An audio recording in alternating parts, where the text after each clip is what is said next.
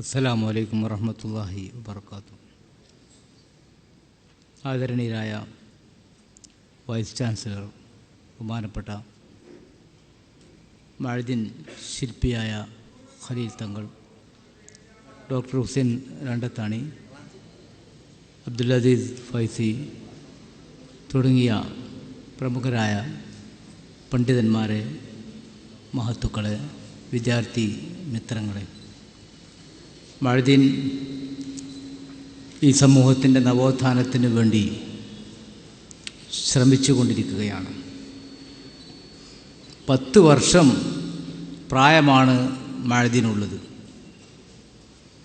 10 വർഷം കൊണ്ട് മഅ്ദിൻ കേരളത്തിൻ്റെ ഭാവി ഭാഗധേയം നിർണയിക്കുകയാണെന്ന് മുസ്ലിം സമൂഹത്തിനും ഇതര സമൂഹങ്ങൾക്കും വൈസ് ചാൻസലർ പോലെയുള്ള വിദ്യാഭ്യാസ വിചക്ഷണർക്കും ബോധ്യപ്പെട്ടുകൊണ്ടിരിക്കുകയാണ്. മലപ്പുറം ചരിത്രങ്ങൾ ഉറങ്ങുന്ന ഒരു മണ്ണാണ്. മുസ്ലിം പാരമ്പര്യത്തിൻ്റെ മഹിതമായ മാതൃകകൾ നൽകിയ മണ്ണാണ്. സാംസ്കാരിക പൈതൃകങ്ങളുടെ ചിഹ്നങ്ങൾ ഒട്ടേറെ ജീവിച്ചു കൊണ്ടിരിക്കുന്ന മണ്ണാണ്. പക്ഷേ വൈസ് ചാൻസലർ സൂചിപ്പിച്ചതുപോലെ അറിവ്, വിജ്ഞാനം ധ്രുവീകരിക്കുകയും മതപഠനം ഒരു വിഭാഗത്തിനും പൊതുപഠനം മറ്റൊരു വിഭാഗത്തിനുമായി ഓഹരി വച്ച് കൊടുക്കപ്പെടുകയും ചെയ്തു. സത്യത്തിൽ ഇന്ത്യ അനുഭവിച്ചു കൊണ്ടിരിക്കുന്ന ഏറ്റവും വലിയൊരു ദുരന്തമാണത്. ഈ ദുരന്തം ഇവിടെ ഉണ്ടാക്കി തീർത്തത് ബ്രിട്ടീഷ് സാമ്രാജ്യ അധിപന്മാരും പണ്ഡിതന്മാരുമാണെന്നതിൽ തർക്കമില്ല. മലപ്പുറം ജില്ലയിൽ ബഹുമാനപ്പെട്ട നെല്ലിക്കുത്ത് ആലി മുസ്ലിയാർ, കിടങ്ങയം ഇബ്രാഹിം മുസ്ലിയാർ തുടങ്ങിയ മഹാപണ്ഡിതന്മാരുണ്ടായിരുന്നു. അവർ ദർസ് നടത്തിയ പള്ളിയുടെ മുകളിൽ നിന്നു അകലെ കിടക്കുന്ന നക്ഷത്രങ്ങളോട് കഥ പറയുകയും ഹാലി നക്ഷത്രത്തെ നേരിട്ട് കാണുകയും ചെയ്ത വ്യക്തിത്വമാണ് ബഹുമാനപ്പെട്ട കിടങ്ങയം ഇബ്രാഹിം മുസ്ലിയാർ. അത്തരം പൊതുരംഗത്തും വിദ്യാഭ്യാസ രംഗത്തും വിവേചനമില്ലാതെ മനസ്സിലാക്കുകയും പഠിക്കുകയും ചെയ്ത ഒരു പാരമ്പര്യമുള്ള മലപ്പുറം ജില്ല ഈ നൂറ്റാണ്ടിൽ എന്തുകൊണ്ടോ പിന്നോക്കം നിന്ന് പോയി. അതിൻ്റെ പരിഹാരമാണ് മഅ്ദിനിലൂടെ മുസ്ലിം സമൂഹം നേടിയെടുക്കുന്നത്. ബഹുമാനപ്പെട്ട ഖലീൽ തങ്ങളുടെ സാന്നിധ്യം, അദ്ദേഹത്തിൻ്റെ വ്യക്തിപ്രഭാവം, അദ്ദേഹത്തിൻ്റെ ദൃഢമായ തീരുമാനങ്ങൾ, ലളിതമായ സമീപനങ്ങൾ സമൂഹത്തെ ആകർഷിക്കുകയും സമൂഹത്തിൻ്റെ പിന്തുണ നൽകാൻ സമൂഹം തയ്യാറാവുകയും നിങ്ങൾ മുന്നിൽ കാണിച്ചു തരൂ, ഞങ്ങൾ പിന്നാലെ വരാമെന്ന നിശബ്ദമായ പ്രഖ്യാപനം സമൂഹം നടത്തിക്കൊണ്ടിരിക്കുകയും ചെയ്യുകയാണ്. അതിൻ്റെ വിജയമാണ് ഈ 10 വർഷത്തെ അനുഭവത്തിലൂടെ മഅ്ദിൻ നേടിയെടുക്കുന്നത്.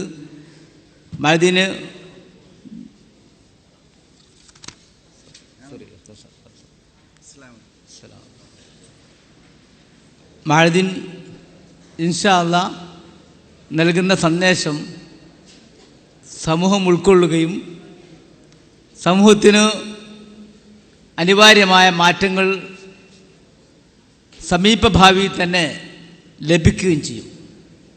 ഇന്നലെ രാത്രി ഞങ്ങളൊരു മീറ്റിങ്ങിൽ സംബന്ധിക്കുമ്പോൾ ഞങ്ങളുടെ കൂടെ ഒരു മഅ്ദിൻ പൂർവ്വ വിദ്യാർത്ഥി ഉണ്ടായിരുന്നു. അദ്ദേഹം സ്പാനിഷ് ഭാഷ പഠിക്കുകയും അതിൽ PGയും MPhilഉം ഒക്കെ നേടുകയും ചെയ്തു എന്ന് കേൾക്കുമ്പോൾ വല്ലാത്ത സന്തോഷമായി. ഒരു പണ്ഡിതൻ, കേരളത്തിലൊരു പക്ഷേ സ്പാനിഷ് ഭാഷ സംസാരിക്കുന്നവരുണ്ടാകില്ല, ഹിബ്രു ഭാഷ, സുറിയാനി ഭാഷ അറിയുന്നവരാരുമില്ലാത്തത് കൊണ്ട് 5 വർഷങ്ങൾക്ക് മുമ്പ് കാലിക്കറ്റ് യൂണിവേഴ്സിറ്റിയിൽ ഒരു ഇസ്രായേലി പണ്ഡിതൻ വന്നപ്പോൾ കേരളത്തിലൊട്ടാകെ അന്വേഷിച്ചു ഒരു ഹിബ്രുവോ പാരിസിയോ അറിയുന്ന ഏതെങ്കിലും ഒരാളുണ്ടോ. അവസാനം മേലാറ്റൂരിനടുത്തുള്ള ബഹുമാനപ്പെട്ട സി ഹംസ സാഹിബ് മാത്രമായിരുന്നു പാർസി ഭാഷ അറിയുന്ന ഒരു പണ്ഡിതനായി കേരളത്തിലുണ്ടായത്. അദ്ദേഹത്തെ കാലിക്കറ്റ് യൂണിവേഴ്സിറ്റിയിൽ വരുത്തുകയും ഈ ഇസ്രായേലി പണ്ഡിതൻ്റെ കൂടെ ഒരു മാസം ഇന്ത്യ ഒട്ടാകെ ചുറ്റിക്കറങ്ങുകയും ചെയ്തു എന്ന് മാത്രമല്ല, യൂണിവേഴ്സിറ്റി അദ്ദേഹത്തെ ഔപചാരികമായി പാർസി ഡിപ്പാർട്ട്മെൻറ്റിൽ നിയമിക്കുകയും ചെയ്തു. അതുപോലെ കേരളത്തിൽ ഇപ്പോൾ ബുഖാരി ദാവാക്കോടയിൽ നിന്നൊരു വ്യക്തി സജീർ വള്ളിക്കാട് ഹിബ്രു ഭാഷ പഠിക്കാൻ വേണ്ടി പോയിരിക്കുകയാണ്. സ്പാനിഷ് ഭാഷ പഠിച്ച ഒരാൾ മഅദിലുണ്ടെന്ന് കേട്ടപ്പോൾ ലോകത്തെ മുഴുവൻ ഭാഷകളും പഠിക്കുന്ന പണ്ഡിതന്മാർ തലപ്പാവ് ധരിച്ച, താടി വെച്ച, വെള്ളക്കുപ്പായമിട്ട ആരുടെ മുന്നിലും ഇത് വേഷമാണ്, ഇത് സംസ്കാരമാണ്, ഇത് മതമാണ്, ഞങ്ങളുടെ ചിഹ്നമാണ് എന്ന് അഭിമാനത്തോടെ പറയാൻ തൻ്റെ ഇടമുള്ള ഒരു വിഭാഗം ആളുകൾ ഇത്തരം ഭാഷാരംഗത്തും ശാസ്ത്രീയ രംഗത്തും സാമൂഹിക രംഗങ്ങളിലുമൊക്കെ ഉയർത്തെഴുന്നേൽക്കേണ്ടത് ഈ കാലഘട്ടത്തിൻ്റെ അനിവാര്യതയാണ്. മിനിഞ്ഞാന്ന് ഒരു പ്രൊഫസർ സംസാരിച്ചു കൊണ്ടിരിക്കുമ്പോൾ പറയുകയുണ്ടായി, ഈ കഴിഞ്ഞ നൂറ്റാണ്ട് 20-ാം നൂറ്റാണ്ട് അത് സലഫികളുടേതും മൗദൂദികളുടേതുമൊക്കെ ആയിരുന്നു. 21-ാം നൂറ്റാണ്ട് സുന്നികളുടേതാണ്. ഒരു പ്രൊഫസർ, വളരെ ബുദ്ധിജീവിയായ ഒരു പ്രൊഫസർ വിലയിരുത്തുകയാണ്. ഒരു അമുസ്ലിം പ്രൊഫസറാണ് വിലയിരുത്തുന്നത്. 20-ാം നൂറ്റാണ്ട് വഹാബികളുടേതും അതുപോലെ മൗദൂദികളുടേതുമൊക്കെയായി വ്യാഖ്യാനിക്കപ്പെട്ടു എങ്കിൽ 21-ാം നൂറ്റാണ്ട് സുന്നികളുടേതാണ്. ഞാൻ ചോദിച്ചു, എന്താണ് സാർ അങ്ങനെ പറയാൻ കാരണം? അദ്ദേഹം പറഞ്ഞു, മഅദിനും മർക്കസ് ഈ രണ്ട് സ്ഥാപനങ്ങൾ, മഅദിനും മർക്കസും ഈ രണ്ട് സ്ഥാപനങ്ങൾ അത് മനസ്സിലാക്കി സമൂഹത്തെ ബോധ്യപ്പെടുത്തുകയും ആ പണ്ഡിതന്മാരുടെ AP അബൂബക്കർ മുസ്ലിയാർ അവരുടെയും അതുപോലെ ഖലീൽ തങ്ങളുടെ നേതൃത്വം അംഗീകരിച്ചുകൊണ്ട് സമൂഹം ചലിക്കാൻ തുടങ്ങുകയും ചെയ്തു.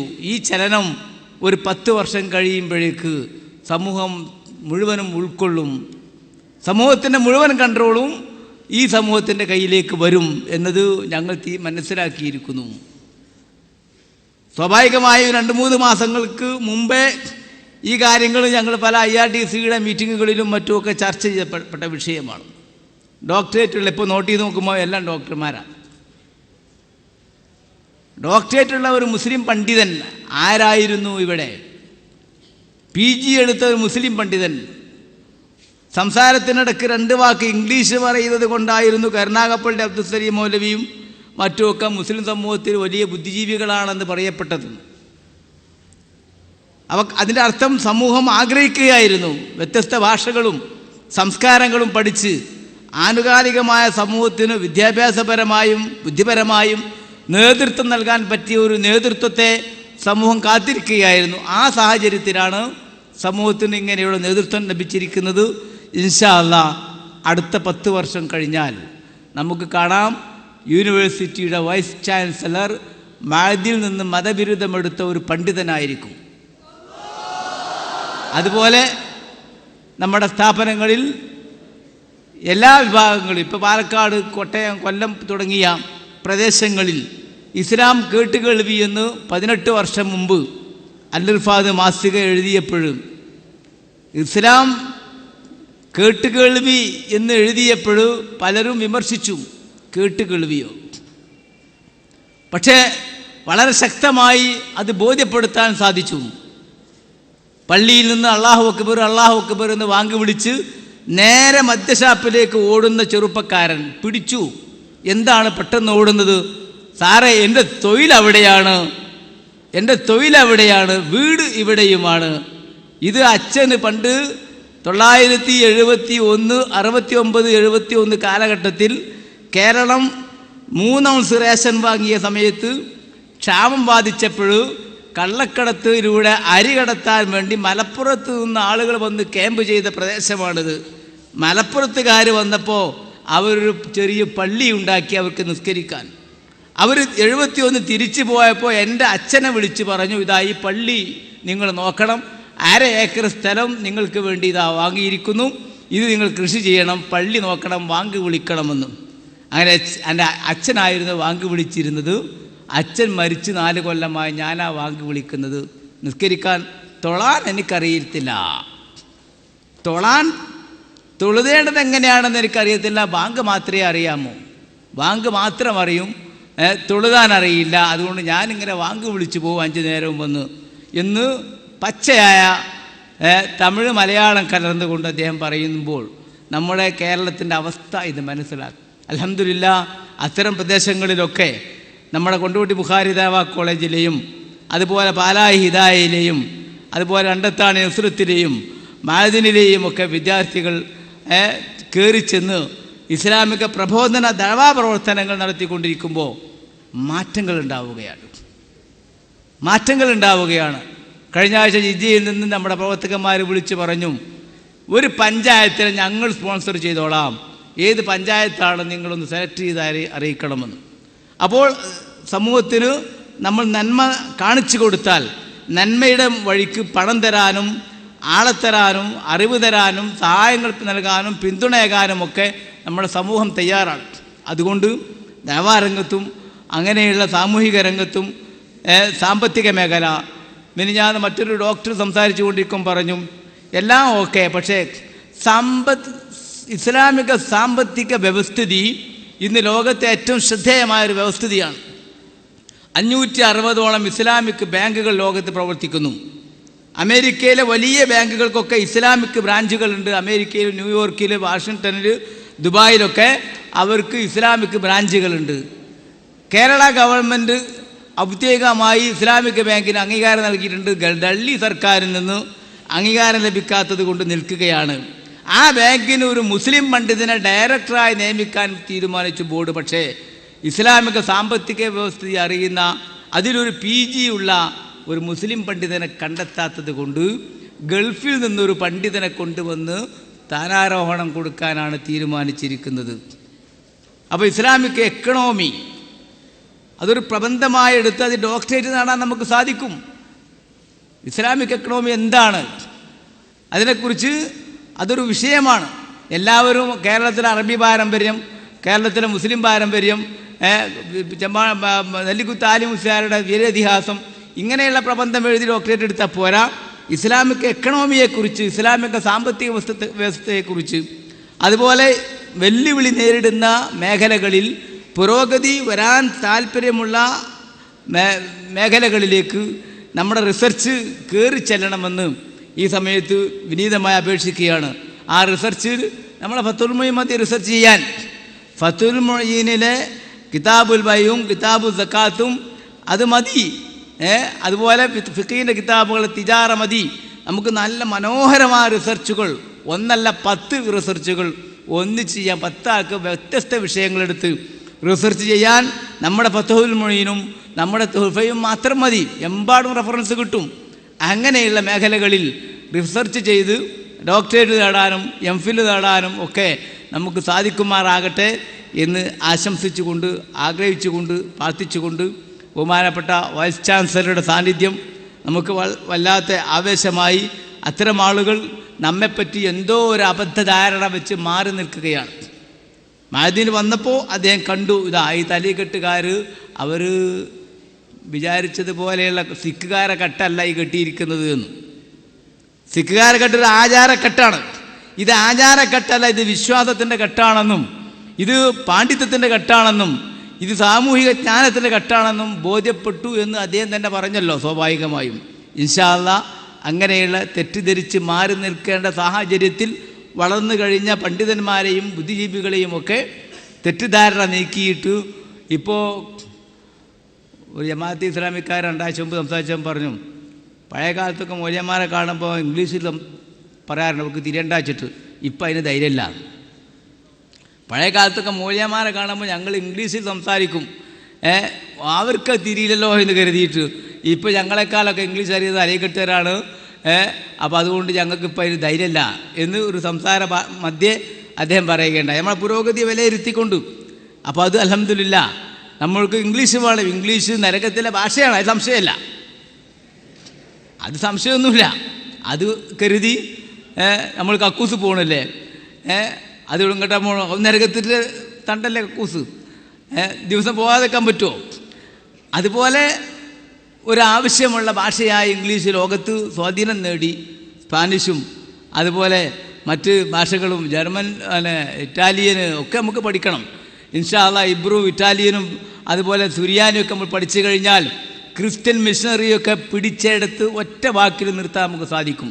മലയാളത്തിൽ കാണുന്ന ബൈബിളല്ല ഹിബ്രുവിലുള്ള ബൈബിള്, മലയാളത്തിലെ ബൈബിളിലുള്ള പ്രമേയങ്ങളല്ല ഹിബ്രുവിലും ലാറ്റിനിലും റോമനിലുമൊക്കെയുള്ള ബൈബിളിലുള്ളത്. വളരെ വ്യക്തമായ സത്യങ്ങൾ ഇപ്പോഴും നിലനിൽക്കുകയാണ് അവിടെ.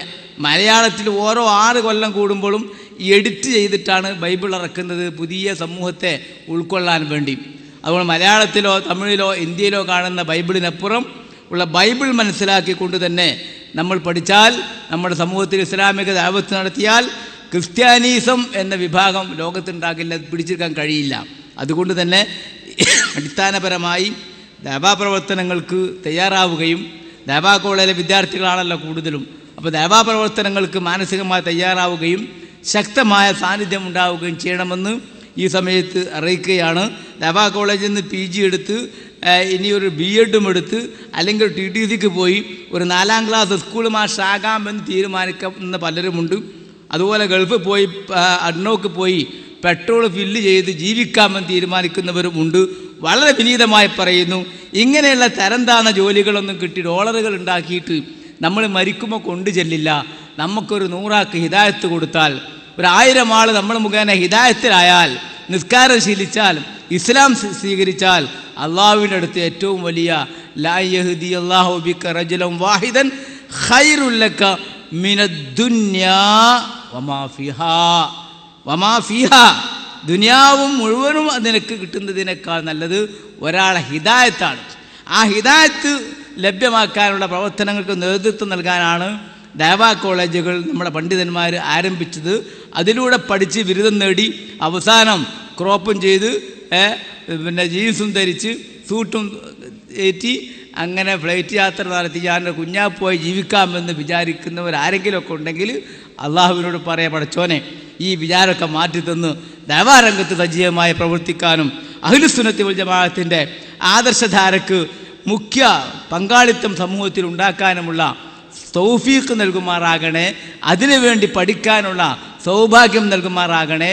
നമ്മളെ സഹായിക്കുന്നവ നമ്മളെ ഉസ്താദുമാർ, നമുക്ക് ഫണ്ട് തരുന്ന ആളുകൾ, പാവപ്പെട്ട ഗൾഫിലും മറ്റൊക്കെ ഉള്ള ഒരുപാട് ആളുകളുടെ ഫണ്ടാണ് നമ്മളെ സ്ഥാപനങ്ങളുടെ വിജയം. അവർക്കൊക്കെ അല്ലാഹു തആല സൗഭാഗ്യവും ബറക്കത്തും ഏകുമാറാകട്ടെ എന്ന് ആത്മാർത്ഥമായി എല്ലാ സമയത്തും പ്രാർത്ഥിക്കണം.